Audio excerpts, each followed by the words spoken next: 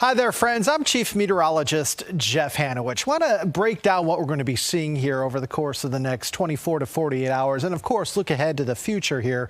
We're going to start by showing you the radar. And, you know, today was a day where we had a lot of cloud cover, we had fog, but the rain really started to push in from the south late this afternoon, and it has been a very wet go of it this evening for many of us. If you're looking at the radar here, you'll notice that perhaps the driest areas are areas that border West Virginia, from Highland County south into Bland County. You go a little bit further east and the rain is much more widespread. We've had reports of heavy downpours across many of our backyards. At around 9:15, though, you'll notice that some of the heaviest of the downpours in and around the Lynchburg zone and also the south side zone. Can tell you that we have more rain in areas to the south of us moving to the north. So we're going to continue to have this good chance for rain as we head throughout the course of tonight and even into the day on Wednesday. At midnight, many of us are going to be getting wet. I think many of us will be getting wet tomorrow morning as well. This is 7 a.m. and you'll notice much of the Commonwealth, much of our area, seeing a whole lot of rain. So as you head off to school or work on Wednesday morning, make sure you have your rain gear handy.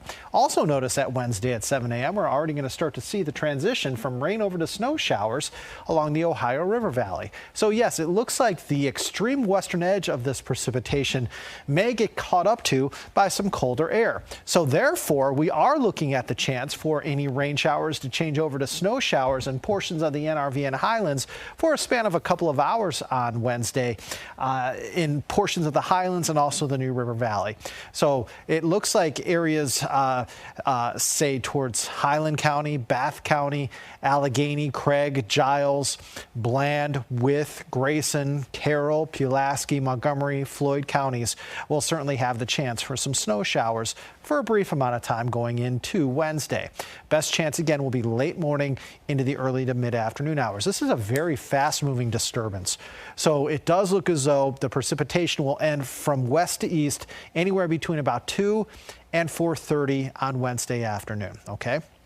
So the last folks to get wet will likely be areas along and east of the Highway 29 corridor. So it does look as though as we look into Wednesday, it's going to be wetter for the first half to 2/3 of the day than it will later in the day. As a matter of fact, by dinner time on Wednesday, I think many of us should be dry, and it looks like we may even close out the day for a little while with some sunshine. I don't think the sunshine is going to be, necessarily long-lived, but after starting out the day tomorrow so wet and gloomy, it'll be nice to perhaps, in at least some of our backyards, see a little bit of sun before the sun goes down. May have the chance for a couple more snow showers as we head along the western-facing slopes Wednesday night. Otherwise, by Thursday, we're going to see the triumphant return of sunshine for an extended period of time. It does look as though on Thursday, we're mainly sunny pretty much from sunup until sundown because high pressure is going to move back in control of our weather, and that should keep us dry here, not only on Thursday, but into Friday and Saturday as well.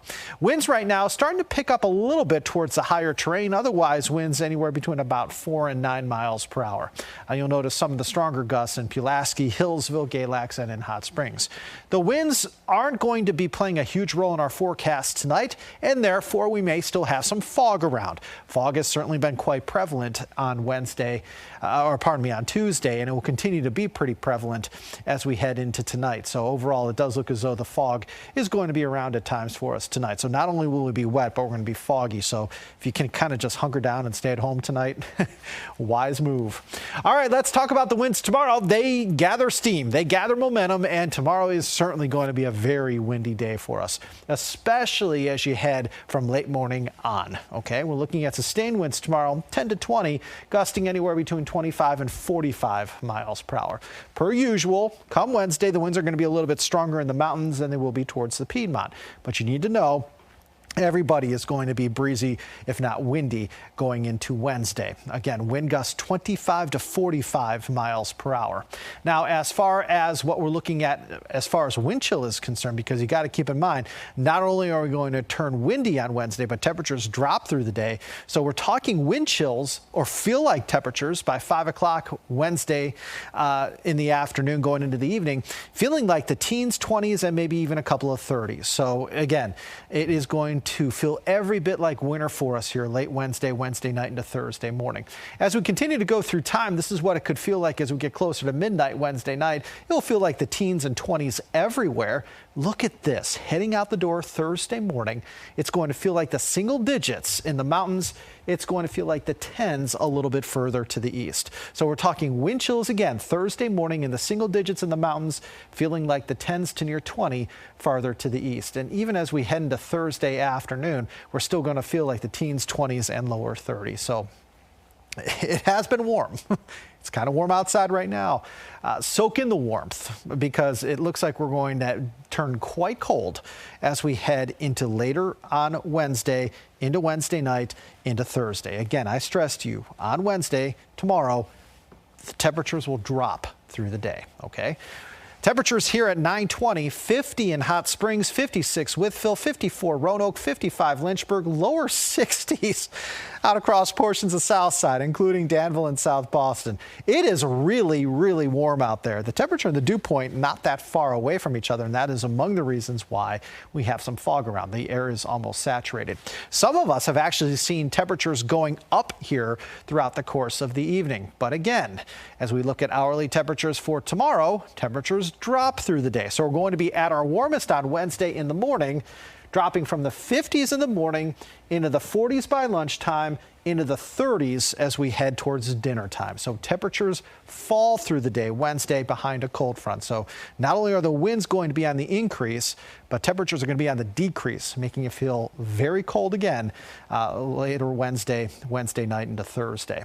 As we look ahead for the next couple of days, we're going to have this purple move back overhead, an indicator that even on Thursday, where we all see sunshine for a considerable amount of time, temperatures on Thursday only going to be in the 30s and lower 40s, going to stay quite chilly even as we head into the day on Friday. So again, we are looking at temperatures quite cold here later this week. We will start to moderate just a little bit by the latter half of the weekend into next week. All right, so the computer models go out about 2 weeks.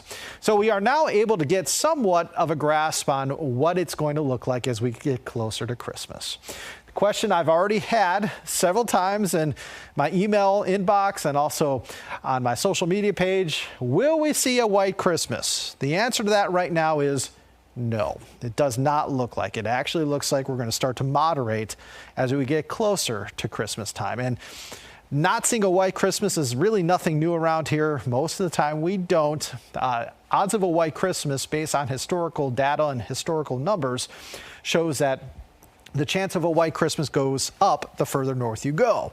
Into New England, also towards the Great Lakes states, upper Great Plains, and even into the Rocky Mountain states. So areas where you see color here, that is generally where we have a much better chance of a white Christmas. Here locally, our chance of a white Christmas goes from anywhere from about 3% to in upwards of about 20%.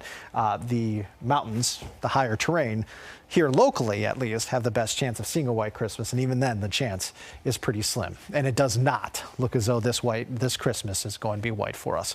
Looking at the long-range computer model projections, it does look as though we're going to be potentially getting a little bit wet on Christmas Day in the form of just some scattered rain showers. It looks too warm to sustain any sort of wintry weather, at least at this point. So it does look like, again, getting closer to Christmas, it's not going to be white for us. That could change.